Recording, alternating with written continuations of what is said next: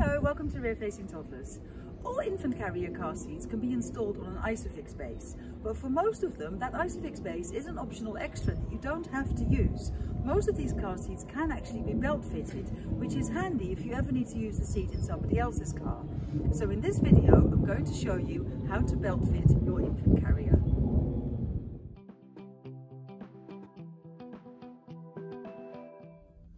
This is the Joie i-Gemm, and to install this seat in the car, you place it rear facing at a 45-degree angle and fold the carry handle out of the way. Then pull out the seat belt and pass the lap belt under the first belt hook indicated in blue. Then take it over the baby's legs to the other side and go under the second belt hook. And then buckle it in.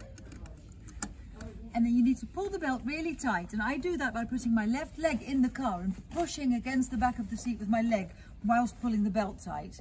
You then take the diagonal belt around the back of the seat and pass it through the blue belt guide located on the back of the seat.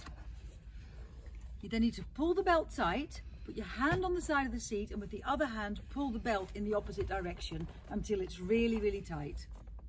And then the final step is to put the carry handle back in its upright position. All car seats have a sticker on the side, and on the sticker there's a picture that shows what position the carry handle needs to be in, and you need to always follow those instructions.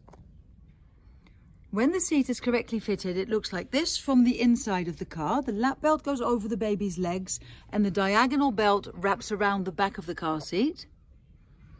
And from the side of the open door, it looks like this. This is the sticker on the side of the seat. It shows you where the seatbelt should go, it shows you what position the carry handle needs to be in, and the blue line at the bottom should be horizontal to the road so that you know you've got the seat at the right angle.